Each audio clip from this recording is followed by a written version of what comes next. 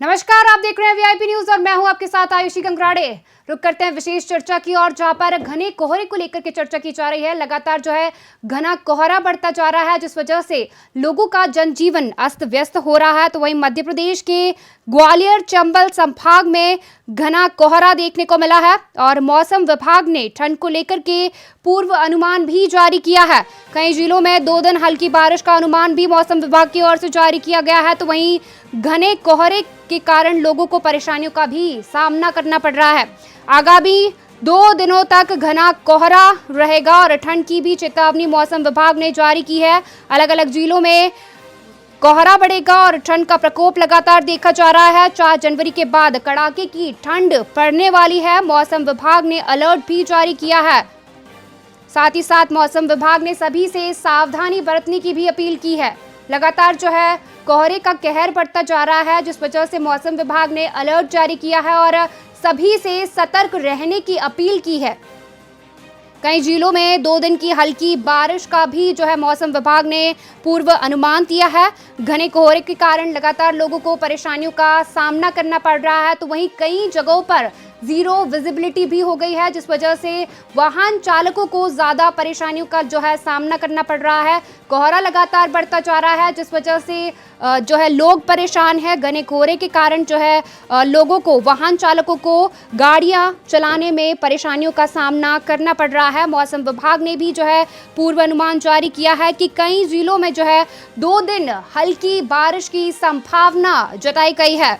घने कोहरे के कारण लोग परेशान हैं और आगामी 2 दिनों तक घने कोहरे और ठंड की चेतावनी भी मौसम विभाग की ओर से जारी की गई है। साथ ही साथ मौसम विभाग का कहना है कि 4 जनवरी के बाद कड़ाके की ठंड पड़ने वाली है। वहीं मौसम विभाग ने सभी से सावधानी बरतने की अपील की है और सभी वाहन चालकों से जो है कहा गया है, चेतावनी जारी की गई है उनके लिए कि सभी जो है कोहरे को लेकर के सतर्क रहें और वाहन चालक स्पेशली जो है उन लोगों को सावधानी रखने की अपील मौसम विभाग की ओर से की गई है। वहीं इस पर अधिक जानकारी के लिए हमारे साथ हमारे cheap and editor Shivam Dwivedi जुड़ चुके हैं। शिवम जी, लगातार जो है कोहरे का कहर देखा जा रहा है, कहीं वाहन चालकों को जो है दुर्घटना का सामना करना पड़ रहा है, क्या कुछ कहना है आपका इस पर? बिल्कुल आयुषी, देख रहे हैं जिस तरीके से दिसंबर में कोहरे का जो प्रकोप रहा है, नॉर्थ के अगर हम जाए, नॉर्थ के प्रदेशों की तरफ जाते हैं, जैसे दिल्ली एनसीआर को ले लिया जाए, पंजाब को ले लिया जाए, उत्तर प्रदेश का कुछ राज्य पूर्वांचल को ले लिया जाए, तो यहाँ पर जो कोहरा हो रहा है उससे कहीं ना कहीं सबसे ज़्यादा जो प्रभावित हो रहा है वो ट्रेनें प्रभावित हो रही हैं। ट्रेनों के साथ साथ अगर हम देख रहे हैं फ्लाइट भी बहुत ज़्यादा प्रभावित हो रही है। अभी हमने रिसेंटली देखा कि 110 फ्लाइट दिल्ली से कैंसिल की गई हैं। ट्रेनें भी देख रहे हैं 12-12, 18, 20, 24 घंटे तक ट्रेनें कहीं ना कहीं लेट हो रही हैं। तो जिस तरीके से कोहरे का जो प्रकोप हो रहा है उससे पूरा देश तो नहीं कह सकते, लेकिन हाँ कुछ प्रदेश और खासकर नॉर्थ प्रदेश में हम देख रहे हैं कि उससे काफ़ी कहर बरपा पा रहे हैं। एक्सीडेंट की संभावना भी बहुत ज़्यादा हो रही है। ट्रैफिक पुलिस और लगातार वो अपील कर रही है कि सावधानी बरतें। ट्रेनों को जो लेट हो रही है उसमें भी कहीं ना कहीं रेलवे पूरी कोशिश कर रही है कि जल्दी से यात्रियों को पहुंचाया जाए। अगर हम नॉर्मली बात करें तो 34 साल का रिकॉर्ड मध्य प्रदेश में टूट सकता है आज। 34 साल जो शीतलहर, लेकिन अगर अभी तक देखा जा रहा है मध्य प्रदेश में शीतलहर नहीं चल रही है। लेकिन मैं आपको बताऊं, जिस तरीके से जो अनुमानित एक अनुमान लगाया जाता है कि 4.5 डिग्री से लेकर 6 डिग्री तक अगर तापमान रहता है तो उसको शीतलहर में काउंट करते हैं। तो शीतलहर नहीं चल रही, फिर भी तापमान में लगातार गिरावट हम देख रहे हैं। तो इस तरीके से जो अभी हमारे जो हाल ही में जो रिपोर्टें आ रही है, जो वेदर की जो कहीं ना कहीं जानकारी मिल रही है, अगर आज भी ये तापमान रहता है तो 34 साल का रिकॉर्ड मध्य प्रदेश आज तोड़ देगा। जी, लगातार जो है कोहरे का कहर देखा जा रहा है, कहीं लोगों का जनजीवन अस्त व्यस्त हो गया है। तो वही मैं बात करूं किसानों की, तो किसानों के लिए कोहरा जो है बहुत ही फायदेमंद साबित होने वाला है।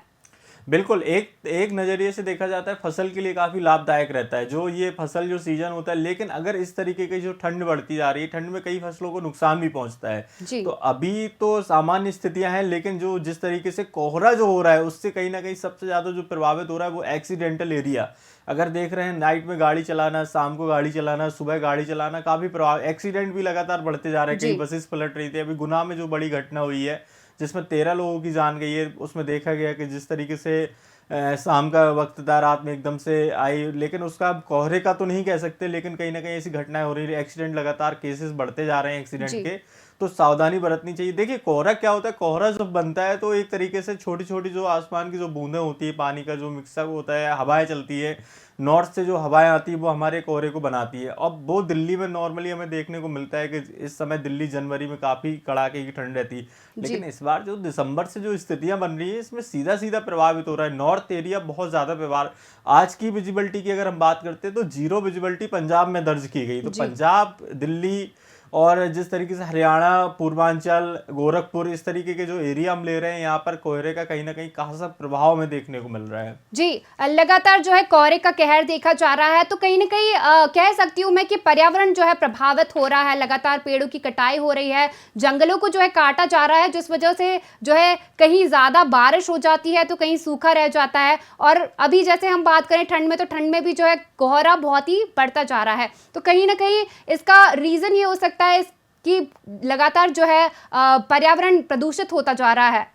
बिल्कुल, हाईवे, नेशनल हाईवे निकल रहे हैं, हम देख रहे हैं कटाइयाँ पेड़ों की बहुत ज़्यादा हो रही, जंगलों को काटा जा रहा है, जंगलों को काटकर जिस तरीके से जो रोडें बनाई जा रही, डेवलपमेंट हो रहा है, वन विभाग लगातार गाइडलाइन तो बहुत सारी जारी करता है, लेकिन हम देखते हैं फिर भी कटाइयाँ जारी हैं। बड़े बड़े पेड़, जब जंगल नष्ट होंगे तो स्वाभाविक पर्यावरण पे प्रभाव पड़ेगा। ये सिर्फ कोहरे की बात नहीं है आयुषी, अगर हम बात करें, हमने अभी कुछ समय पहले देखा था दिल्ली में जहरीली हवा हो गई है जी, इसके बाद अभी कोहरा हो रहा है। अगर हम बात करें तो हर मौसम में कहीं ना कहीं हमें दिक्कत का सामना करना पड़ रहा है। इसका सीधा सीधा कारण है कि पर्यावरण जिस तरीके से जो नष्ट किया जा रहा है, जंगलों को नष्ट किया जा रहा है, इसके बाद जो ये स्थितियां बन रही हैं, क्योंकि देखिए स्वाभाविक है, आबादी वाला एरिया हम बना देते हैं, पेड़ नहीं लगाते, पेड़ लगा भी रहे, कहने को हमने 1000 पेड़ लगा दिए, अगर हमने 100 बने हुए पेड़ों को काट दिया, 1000 पेड़ लगा दिए, उनको बनने में 20 साल 15 साल लगते हैं, लेकिन उसके पहले पर्यावरण बहुत ज्यादा प्रभावित हो जाता है। बात करते हैं हम फैक्ट्रियों से गंदा पानी निकलता है, फैक्ट्रियों से जो प्रदूषण निकलता है, यमुना की स्थिति आप लगातार देख रहे होंगे दिल्ली में, किस तरीके से यमुना की जो स्थिति बनती है।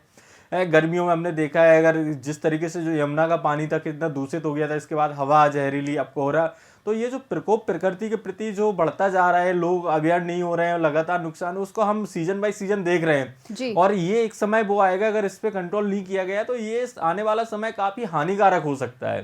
तो इस पे अभी से ही हमको इस पे रियायत करनी चाहिए और सरकार को कुछ कड़े नियम कानून बनाने चाहिए और हर सिचुएशन में, हर वेदर में निपटने के लिए पूर्ण क्षमता रखनी चाहिए। जी जी सर, जैसे कि आपने मुझे अभी बताया कि पर्यावरण जो है लगातार प्रदूषित होता जा रहा है। AQI स्तर यदि मैं बात करूं दिल्ली का तो काफ़ी हद तक बढ़ चुका है और लगातार जो है वहाँ की सरकार भी प्रयास कर रही है कि कुछ कम किया जा सके, इजाफा दिया जा सके इसके अंदर। लेकिन जो है मैं यदि बात करूँ तो उत्तराखंड में भी घने जंगलों में जो है आग लग गई है, लगातार इसे लेकर के भी मामले सामने आ रहे थे। कहीं ना कहीं प्रदूषण और बढ़ता जा रहा है और जंगल भी जल रहे हैं। और यदि जैसे आपने मुझे भी बताया, वायु प्रदूषण हो रहा है, जल प्रदूषण भी लगातार बढ़ता जा रहा है, जिस वजह से वातावरण में जो है बहुत सारी हानिकारक गैसेस जो है देखने को मिल रही है, हानिकारक गैसेस जो है वो बढ़ती जा रही है। बिल्कुल आयुषी, आपने अभी देखा होगा रिसेंटली एक अभी वीडियो जारी हुआ था जिसमें हम देखते हैं 1,60,000 गाड़ियां 2 दिन के अंदर हमारी कहाँ मनाली और शिमला में जा चुकी हैं। तो आप ये देखिए, ये हॉलीडे मनाने के लिए ये लोग पिकनिक मनाने के स्पॉट बना चुके हैं। इसके पहले हम देखते हैं जहां हमारे 4 धाम की यात्रा शुरू होती थी, केदारनाथ हो या बद्रीनाथ हो, यहाँ पर लोग जाते थे, श्रद्धा भाव से जाते थे। अब लोगों का क्या हो गया, लोग जाते हैं, हॉलीडे मनाते हैं, पिकनिक मनाते आते। तो ये वातावरण जो प्रदूषित हो रहा है, इसका कहर कहीं ना कहीं हमको देखने को मिल रहा है। समय समय पे हम देखते हैं जिस तरीके से जो वातावरण होता है, फिर एकदम से प्रलय आती है। अभी भी इस बार भी काफी कुछ उत्तराखंड में नुकसान हुआ था। अगर हम बात करें अभी आने वाला समय, जिस तरीके से जो ग्लोबल जो जिस तरीके से ये जो गाड़ियां जा रही है, प्रदूषण हो रहा है, ये कहीं ना कहीं किसको प्रभावित करेगा, ये वातावरण को प्रभावित करेगा, पर्यावरण को प्रभावित करेगा। तो जब ये प्रभावित होगा तो इसका नुकसान किसको उठाना पड़ेगा, आम जनता। जोशीमठ की हम बात करते हैं, जोशीमठ की जमीन धंसती हुई जा रही है। तो कहीं ना कहीं ये लोग की मानसिकता हो गई कि हमको तो छुट्टियां मनाने जाना है, हमको तो उत्तराखंड जाना है। उत्तराखंड में जो देवभूमि कहा जाता था, वो देवभूमि नहीं, वो पिकनिक स्पॉट बनता जा रहा है। और पिकनिक स्पॉट इस तरीके से बनता जा रहा है कि जैसे ही छुट्टी 2 से 3 दिन की, 4 दिन की छुट्टियां होती है तो गाड़ियों की लाइन लग जाती है, 24 48 घंटे वहां जाम की स्थिति होती है। तो जो देवभूमि को आपने पिकनिक स्पॉट बना दिया, जब पहाड़ों में लगातार ध्वनि होगी, लगातार पर्यावरण खराब होगा, रोडें बन रही है, टनल बन रहे हैं, जिस तरीके से वहाँ रोडों की कटाई हो रही है, पहाड़ों को काटा जा रहा है, ये कहाँ जाएगा ये सब। देखिए प्रकृति एक अपने तरीके से जीती, प्रकृति जो होता है वो हमेशा एक, आपने देखा होगा नदी की धारा को नहीं रोक सकते, अगर आप उसको रोकने का प्रयास करेंगे तो उसका नुकसान भी उठाएंगे।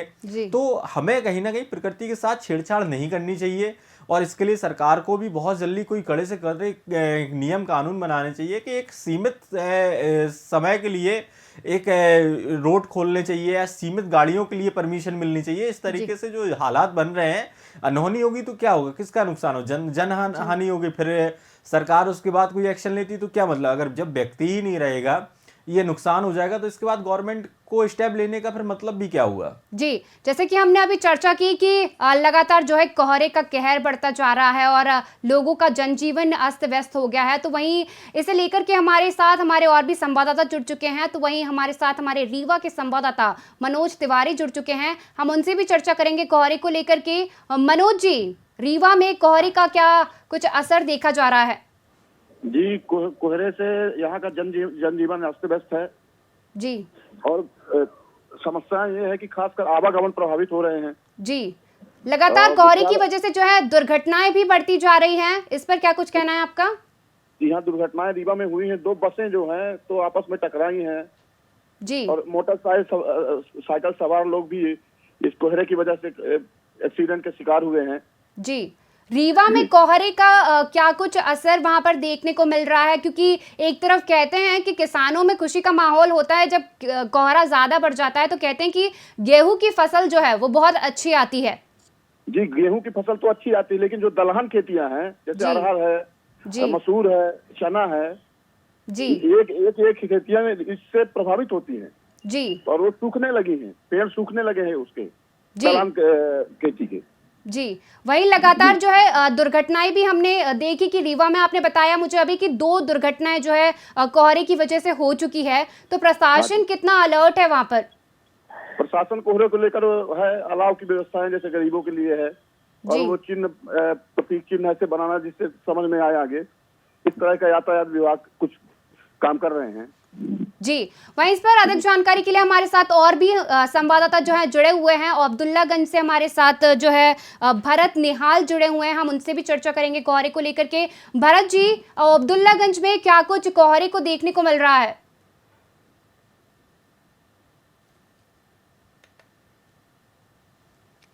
कोहरे का कहर जो है लगातार अभी भी जारी है, लोगों को जो है परेशानियों का सामना करना पड़ रहा है। एक तरफ लोगों का जनजीवन अस्त व्यस्त हो रहा है, तो कहा जाता है कि इससे किसानों को भी फायदा होता है कोहरे की होने की वजह से। तो वहीं हमारे साथ इस चर्चा में भरत निहाल अब्दुल्लागंज से जुड़ चुके हैं, हम उनसे भी चर्चा करेंगे कोहरे को लेकर के। भरत जी, अब्दुल्लागंज में कोहरे को लेकर के क्या कुछ देखा जा रहा है? यहाँ जो जनजीवन है वो बिल्कुल अभी ठीक ठाक है, इसमें कोई ऐसी स्थिति नहीं है, किसानों को कोई नुकसान नहीं हो रहा है जी, क्योंकि जो कोहरा है जब ज्यादा हो जाता है तो केवल उन किसानों को नुकसान जहाँ पे तुअर, मूंग और चना लगा होता है, उससे पाला की स्थिति बनी होती है। अभी ऐसी स्थिति नहीं है यहाँ पे, और प्रशासन जो कोहरे को लेकर अलर्ट है, जगह जगह अलाव जलाने की व्यवस्था कर रहा है। नगर पंचायत जहाँ जो नगर पंचायत है, जहाँ पंचायत है, वहाँ भी वो व्यवस्था में लगे हुए हैं। और वही मैं आपको बता दूं कि यहाँ से दो नेशनल हाईवे ओबेदुल्लागंज से निकलते हैं जी, एक नागपुर के लिए निकलता है, एक जबलपुर के लिए निकलता है। और इन जो हाईवे हैं उन हाईवे पर प्रशासन ने थोड़ी सी ड्राइवरों को जागरूक करने के लिए उनको बताया कि जब कोहरा ज्यादा हो गाड़ी धीमी चलना है, लाइट दें, इंडिकेटर जला के चलें और हर जगह हॉर्न बजाएं। इस टाइप की व्यवस्था के लिए प्रशासन कई बार ड्राइवरों को समझाइश दे रहा है।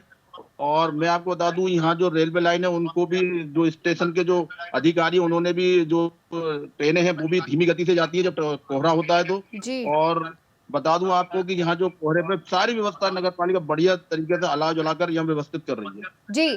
सर, जैसे कि आपने मुझे अभी बताया कि कोहरे को लेकर के जो है लगातार ट्रेनें भी प्रभावित हो रही हैं कुछ, और ट्रेन जो है हरियाणा और दिल्ली जाने वाली, जो क्योंकि दिल्ली और हरियाणा में सबसे ज्यादा कोहरे का प्रभाव देखा जा रहा है, तो वहां पर भी लगातार ट्रेनों के प्रभावित होने की वजह से जो है मध्य प्रदेश में भी इसका असर देखा जा रहा है, तो लोगों को कहीं ना कहीं परेशानियों का तो सामना करना पड़ ही रहा होगा। जी जी बिल्कुल पड़ रहा है, कटोरी लेट हो रही है। मगर मैं कोहरे से ज्यादा मैं आपको बता दूं कि रायसेन जिले की सबसे बड़ी जो मेरे क्षेत्र है उसमें उद्योग नगरी मंडी पर जो प्रदूषण बहुत ज्यादा है, उसको लेकर भी लोग बहुत परेशान रहते हैं। जी, और प्रशासन इसे लेकर के क्या कुछ कर रहा है, कितना सतर्क है? क्योंकि आपने मुझे अभी बताया कि प्रशासन जो है अपनी स्तर पर पूरा काम कर रहा है। वो कोहरे को लेकर तो अलर्ट है, काम कर रहा है, मगर मंडीदीप उद्योग नगरी है जहाँ पे काफी सारी फैक्ट्रियां हैं, जहाँ से जी। धुआं और काफी प्रदूषण और गंदा पानी निकलता है जो बेतवा नदी को प्रदूषित करता है। इस मामले को लेकर यहाँ के जो प्रशासन के जो अधिकारी हैं वो सही दिशा में काम नहीं कर पा रहा है, जिससे पानी प्रदूषित हो रहा है। और मंडीदीप का मुखबिर ये है कि ये बिल्कुल 4 दिन में ही वहाँ कोहरे जैसा माहौल रहता है, क्योंकि धुआं इतनी गति से रहता है कि वो वहाँ के जो लोग हैं उनको बड़ा ही प्रभावित कर रहा है वो धुआं। उससे उनके कई तरह के सांस की, टीबी की, कई तरह की बीमारियां भी हो रही हैं उनको। जी, जैसे कि मुझे आपने अभी बताया कि जो मंडीदीप एरिया है वो ज़्यादातर फैक्ट्रियाँ वहाँ पर है, तो वहीं कहीं न कहीं वहाँ पर कोहरे का जो प्रभाव है वो भी देखा जाता है और धुआं भी लगातार ज़्यादा हो रहा है, जिस वजह से लोगों को परेशानियों का सामना करना पड़ रहा है। यदि मैं बात करूँ मध्य प्रदेश के AQI की, मतलब प्रदूषण की, तो जो है मध्य प्रदेश में भी प्रदूषण बढ़ता जा रहा है। जी, मंडीदीप की स्थिति ये है कि किसी भी, अभी दीपावली पे वहाँ पटाखे नहीं चलाने दिया गया है, वहाँ किसी को भी लाइसेंस नहीं देते, वहाँ पटाखे नहीं चलाने दिए जाते हैं, मगर पूरे टाइम जो प्रदूषण फैक्ट्री कर रही है उन पर प्रतिबंध नहीं लगाया जा रहा। अच्छा, जी सर। और लगातार इसे लेकर के प्रशासन क्या कुछ कर रहा है, कितना सतर्क है वहाँ पर? वहाँ प्रशासन जो है एक दूसरे पर सिर्फ आरोप लगाता है कि प्रदूषण जो है फैक्ट्रियों से ना निकलकर वाहनों से ज्यादा प्रदूषित हो रहा है, जबकि देखा जाए तो पूरे टाइम वहाँ पे फैक्ट्री लागू है, उन्हीं से प्रदूषण ज्यादा प्रभावित हो रहा है। जी, लगातार जो है जंगलों की कटाई हो रही है और प्रदूषण जो है बढ़ता जा रहा है, और जिस वजह से लोगों को भी परेशानियों का सामना करना पड़ रहा है। ठंड में कोहरे का जो है कहर देखने को मिलता है। तो वहीं यदि मैं बारिश की बात करूं तो बारिश भी, कहीं जगह पे बारिश बहुत ज़्यादा हो जाती है और कहीं जगह पर सूखा रह जाता है। और गर्मी भी लगातार जो है दिन ब दिन बढ़ती जा रही है और लोगों को परेशानियों का इस वजह से भी सामना करना पड़ रहा है, क्योंकि वायु प्रदूषण, जल प्रदूषण और प्रदूषण जो है लगातार बढ़ रहा है। मैं आपको बता दूं कि यहाँ जो नेशनल हाईवे है वो करीब 50 किलोमीटर का नेशनल हाईवे जबलपुर और नेशनल हाईवे नागपुर बना था, जिसमें हजारों इस तरह पर पेड़ काटे गए थे। और प्रशासन और जो जिम्मेदार अधिकारियों ने जो बताया था कि उस जगह बाकी पौधे लगाए जाएंगे, मगर हम जब से देख रहे हैं अभी तक कोई पौधे ऐसे लगाए नहीं गई हैं। वो काफी हजारों की संख्या में पौधे काटे गए थे। जी, लगातार जो है कोहरे का कहर देखा जा रहा है। वहीं हमने और भी हमारे साथ संवाददाता जुड़े हुए हैं, इंदौर से हमारे साथ संवाददाता जुड़ी हुई हैं पुष्पा यादव जी, हम उनसे भी चर्चा करेंगे। पुष्पा जी, इंदौर में कोहरे को लेकर क्या कुछ देखा जा रहा है, कैसा मौसम है इंदौर में? तो आप देख सकते हैं कि गर्मी इतना है और धूप भी बहुत तीखी है और सुबह और शाम सिर्फ कोहरा रहता है, तो इसके अलावा कुछ भी नहीं है। जी, आपने मुझे जैसे बताया कि इंदौर में जो है धूप निकली हुई है और गर्मी हो रही है और वहाँ पर ज़्यादा कोहरा नहीं देखा जा रहा है। लेकिन यदि मैं बात करूँ मध्य प्रदेश के दूसरे एरिया की, रीवा की बात करूँ या तो फिर उत्तर प्रदेश की बात करूँ, दिल्ली की बात करूँ, तो वहाँ पे जो है कोहरे का कहर जो है बहुत देखा जा रहा है। लगातार कोहरा बढ़ रहा है, वहाँ पर प्रदूषण बढ़ता जा रहा है। इस पर आपका क्या कुछ कहना है? जी मैम, वो सभी इलाकों, मगर यहाँ इंदौर में जैसे गांव ग्रामीण में जो है वहाँ पे कोहरा है, यहाँ पे कुछ भी नहीं है, जैसे धुंधल जैसी है, मगर जितना ठंड होना चाहिए उतना ठंड नहीं है इंदौर में। जी जी, पुष्पा जी से हमने चर्चा की, उन्होंने मुझे अभी अभी बताया कि जो है इंदौर में कोहरे का कहर नहीं है और वहाँ पर गर्मी का जो है देखा जा रहा है कि वहाँ पर गर्मी पड़ रही है, कोहरा इतना नहीं है, जिस वजह से जो है लोग परेशान नहीं हैं। वहीं इंदौर में इसके अलावा और क्या कुछ देखा जा रहा है? क्या दुर्घटनाएं बढ़ रही हैं इंदौर में, क्योंकि कोहरा तो नहीं है? दुर्घटना तो बहुत ही हो रही है मैम, जैसे आए दिन आजकल तो महिलाओं भी मर्डर कर रही हैं। जी, और जैसे मुख्यमंत्री जी के आदेश आज सिर्फ 12 बजे तक 31 बनना चाहिए। अब देखते हैं प्रशासन इस पर लागू होती है या नहीं होती है। जी, जैसे कि यदि मैं बात करूं पर्यावरण प्रदूषण की, तो पेड़ों की कटाई हो रही है, वायु प्रदूषण बढ़ रहा है, जल प्रदूषण बढ़ रहा है, तो कहीं ना कहीं कई जगहों पर ठंड के मौसम में इंदौर में गर्मी का प्रभाव पड़ रहा है। कहीं ना कहीं ये बात थोड़ी सी अलग है, क्योंकि ठंड के मौसम में जनरली हम देखते हैं कि ठंड का प्रभाव हमें दिसंबर तक तो दिखने लगता है, दिसंबर तक तो अच्छी खासी ठंड जो है पड़ने लगती है। मैम, सुबह और शाम में बहुत ही ठंड रहती है और दोपहर में थोड़ा रहता है कि गर्मी जैसा, बाकी सुबह और शाम तो कोहरा भी पड़ता है और ठंड भी बहुत पड़ती है। जी वहीं हमने अभी चर्चा की कि इंदौर में भी जो है लगातार ठंड का कहर उतना ज़्यादा नहीं देखा जा रहा है और यदि मैं बात करूं दूसरी जगहों की, रीवा में और सिंगरौली में, तो यहाँ पर थोड़ा बहुत कोहरे का असर देखने को मिला है और जिस वजह से लोगों का जनजीवन भी अस्त व्यस्त हो चुका है। कोहरे के कारण कई सारी ट्रेन्स, फ्लाइट्स भी जो है डिले हो गई हैं, जिस वजह से यात्रियों को भी परेशानियों का सामना करना पड़ रहा है। अभी जैसे कि ट्रेन भी लेट हो गई मैम, आप जानते हो ये तो हो गया, खत्म हो गया। तो वहीं हम फिर से चर्चा करेंगे चीफ एडिटर शिवम सर से।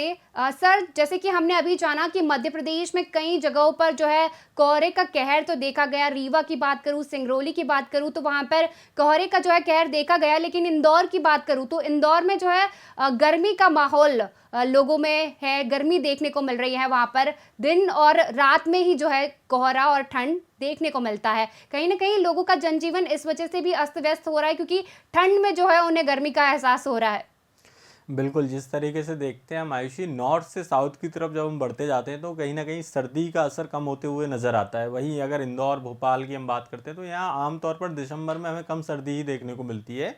लेकिन कोहरा इस बार यहाँ पर जितना अनुमानित अन्य प्रदेशों में देखने को मिल रहा है वो मध्य प्रदेश में फ़िलहाल नहीं है। अगर हाँ कुछ डिस्ट्रिक्ट को हम ले लें, अगर जैसे ग्वालियर हो गया, आपका इधर रीवा हो गया, सिंगरौली हो गया, सीधी हो गया, जो आपके ये पूर्वांचल और उत्तर प्रदेश या कहीं किसी राज्यों से लगे, मुरैना हो गया, तो यहाँ पर कोहरा हमें देखने को मिल रहा है। कुल मिलाकर ये सावधानी बरतनी चाहिए। ऐसे मौसम में नुकसान सबसे ज़्यादा होता है वो हेल्थ को लेके नुकसान होता है। सर्दी जुकाम नॉर्मली बहुत जल्दी व्यक्ति को होता है, तो ठंड का बचाव करना चाहिए और हमें कहीं ना कहीं इस ठंड को, जो मौसम सुबह ठंडा शाम को ठंडा बीच में, तो इससे बॉडी टेम्परेचर भी कहीं ना कहीं प्रभावित होता है। इसके लिए हमें डॉक्टर की दी हुई सलाह को फॉलो करके अपने आप को गर्म कपड़ों के साथ ढकना चाहिए और नॉर्मल टेम्परेचर को मेंटेन करना चाहिए बॉडी में। जी तो सर, लगातार जैसे आपने मुझे भी बताया कि ठंड का कहर है, वहीं यदि मैं कोरोना की बात करूं तो कोरोना के मामले भी लगातार जो है बढ़ते जा रहे हैं अब,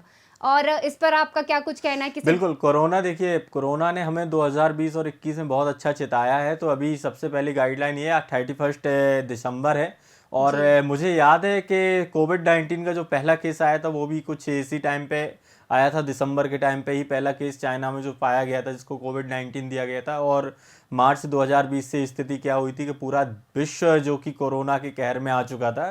तो सबसे मैं यही रिक्वेस्ट करूंगा कि आज 31 एंजॉय करें, नया साल मनाएं, लेकिन कहीं ना कहीं अपनी गाइडलाइन को फॉलो करें। अगर कहीं भी ऐसा कोई केस हमें देखने को मिल रहा है, वो खुद ही पार्टी ज्वाइन ना करे और आइसोलेट हो जाए खुद को।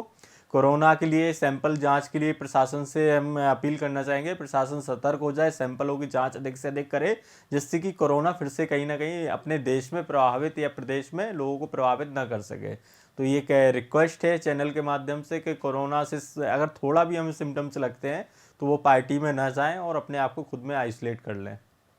जी सर, आपने मुझे बताया अभी कि जैसे कि कोरोना है और जिसकी गाइडलाइंस भी प्रशासन की ओर से जारी कर दी गई है और आप कह रहे हैं कि उसका पालन भी करना चाहिए, लेकिन अभी 31 है, नया साल है और युवा पीढ़ी जो है इस गाइडलाइन को ज़रूरी नहीं समझती फॉलो करना।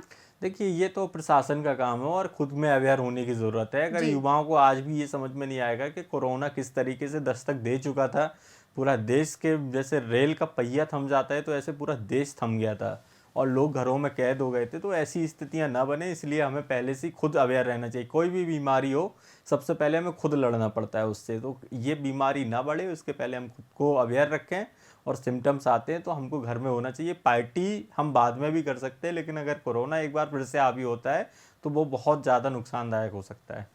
जी लगातार जो है सर वायु प्रदूषण भी बढ़ता जा रहा है। कहीं ना कहीं दिल्ली की बात करूं, पंजाब की बात करूं तो पंजाब में कहते हैं कि पराली जलाई जाती है, जिसका असर दिल्ली के वायु प्रदूषण पर देखने को मिलता है। देखिए, ये तो हम काफ़ी सालों से सुनते आ रहे हैं और सरकारें अलग अलग दावा करती हैं। वहीं अगर आम आदमी पार्टी की हम बात करें, उन्होंने ये दावा किया था कि प्रदूषण दिल्ली में इसलिए होता है क्योंकि वहाँ पंजाब में कहीं ना कहीं जो पराली जलाई जाती है उसका प्रभाव दिल्ली पड़ता है। लेकिन आज पंजाब में भी आम आदमी की सरकार है, प्रदूषण क्यों बढ़ रहा है? तो सरकार को इस पर आत्मचिंतन करना चाहिए, मंथन करना चाहिए और प्रदूषण ना हो, क्योंकि बात दिल्ली की नहीं है, दिल्ली के साथ साथ पूरे देश की बात है। प्रदूषण बढ़ रहा है, फैक्ट्रियों के जो नॉर्म्स हैं उसको देखना चाहिए। अभी हमने देखा गुना में एक्सीडेंट होता है, इसके बाद सरकार कहती है कि जाइए जांच करिए, जांच करने में आता है कि ना तो फिटनेस थी उसकी, ना रजिस्ट्रेशन था। जब दुर्घटना हो गई, 13 लोग मारे गए, गाड़ी में आग लग गई, उसके बाद आप जांच कर रहे हैं। तो ऐसी हमें फैक्ट्रियों की भी जांच करनी चाहिए, इनके नॉर्म्स देखने चाहिए। फैक्ट्रियाँ चल रही हैं, इनके क्या सारे नॉर्म्स हैं, ये जिस तरीके से ये रन करती हैं उसके पहले जितनी भी गाइडलाइन होती गवर्नमेंट की, इनको फॉलो कर रही हैं या नहीं कर रही हैं। कोई घटना होने के बाद ही हम उसकी जांच क्यों करते हैं? पहले भी हमें उसकी जांच करनी चाहिए। और अगर पहले जांच करने में ऐसा कोई दोषी पाया जाता है तो उसको कड़ी से कड़ी कार्रवाई होनी चाहिए उसके ऊपर। तो कहीं ना कहीं सरकार को पहले ही अवेयर होना चाहिए, चाहे वो वाहन को लेके हो या फैक्ट्रियों को लेके हो, पहले से ही गाइडलाइन करनी चाहिए और जांच करें, अधिकारी करें और सबसे पहले इसको खत्म करें।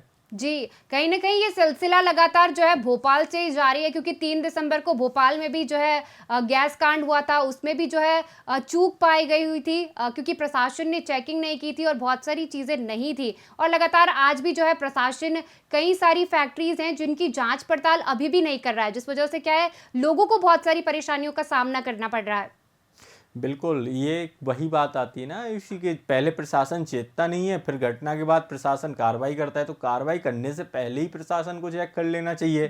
3 दिसंबर 1984 शायद कोई भोपाल का कोई व्यक्ति भूल पाएगा उस घटना को, है ना? तो ऐसी कोई घटना ना हो उसके पहले प्रशासन को अवेयर हो जाना चाहिए। मंडीदीप में फैक्ट्री एरिया है, फैक्ट्री एरिया में फटाखे फोड़ने पर तो अनुमति नहीं है, लेकिन फैक्ट्रियों पे धुआं प्रदूषण जो हो रहा है उसकी भी तो जाँच होनी चाहिए। तो हमारे एक संवाददाता साथी बोल रहे थे कि दिवाली में पटाखे नहीं फोड़ने, और उनको मैं कहना चाहूँगा एक संबंधित अधिकारी के पास जाएं, उससे इस तरीके की बात करें और कहीं ना कहीं किसी को तो आगे आना पड़ेगा। इस चैनल के माध्यम से मैं अपील करना चाहूँगा आम नागरिकों से, अगर आप वहाँ एरिया में रहते हैं और आपको लगता है कि आपका प्रशासन सुन नहीं रहा है तो आप लोग प्रशासन के पास जाइए, और आपको अगर थोड़ा भी लग रहा है तो चैनल पे हम आपके साथ हैं, चैनल आपके साथ है, आप अवेयर होके आइए और हमारे चैनल से करिए। हम कहीं ना कहीं प्रशासन से बात करने की कोशिश करेंगे और इस तरीके की घटनाएं ना हो इसके लिए हम कहीं ना कहीं आगे रहेंगे।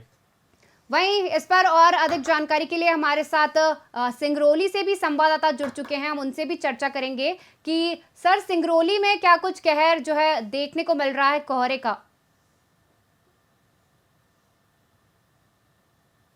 में लगातार कोहरा पड़ रहा है। सुबह से ही जैसे ही दिन निकलने को होता है तो सुबह से ही लोगों को आने जाने में समस्या हो रही है।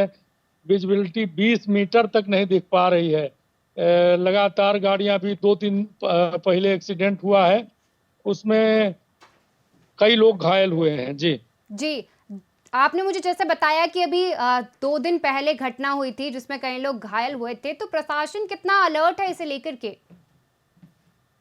ये पुलिस प्रशासन ने कल निर्देश दिया है, एक निर्देश जारी किया है कि सभी लोगों के लिए कि लोग सतर्क रहें, कहीं चलें तो धीरे चलें और ऐसा कार्य न करें जिससे समस्या पैदा हो। जी। कहीं ना कहीं पेड़ों की कटाई हो रही है, वायु प्रदूषण जो है लगातार बढ़ता जा रहा है, लोगों को परेशानियों का भी सामना करना पड़ रहा है, तो वहां पर भी लोगों को परेशानियों का इस वजह से सामना करना पड़ रहा होगा। बिल्कुल, प्रदूषण के मामले में सिंगरौली जिले का प्रदेश नहीं देश में प्रमुख स्थान है। यहाँ कई प्राइवेट कोल माइंस कंपनियां हैं, कई एनसीएल की कंपनियां हैं, तो यहाँ पेड़ पौधे लगातार काटे जा रहे हैं, पर्यावरण प्रदूषण लगातार यहाँ बढ़ रहा है। जी, उसका भी एक कारण है। जी, हमारे सभी संवाददाताओं को कोहरे में जानकारी प्रदान करने के लिए बहुत बहुत धन्यवाद। तो वहीं आज हमने जाना कि कोहरे का कहर जो है लगातार सभी प्रदेशों में बढ़ता जा रहा है। यदि मैं बात करूं मध्य प्रदेश की, तो मध्य प्रदेश के सिंगरौली में, रीवा में जो है कोहरे का कहर देखा गया। वहीं दिल्ली, पंजाब, हरियाणा, इन सभी जगहों पर कोहरा बढ़ता जा रहा है, जिस वजह से लगातार दुर्घटनाएं भी होती जा रही है और लोगों को परेशानियों का सामना करना पड़ रहा है। यदि मैं बात करूं ट्रेन्स की और फ्लाइट्स की, तो कोहरे की वजह से कई सारी ट्रेन्स लेट चल रही हैं, जिस वजह से यात्री भी परेशान हैं और फ्लाइट्स भी लगातार डिले की जा रही हैं, जिस वजह से जो है लोगों को बहुत सारी परेशानियों का सामना करना पड़ रहा है और यात्री भी कहीं ना कहीं परेशान हैं। इस विशेष चर्चा में इतना ही। बने रहिए VIP न्यूज़ के साथ। नमस्कार।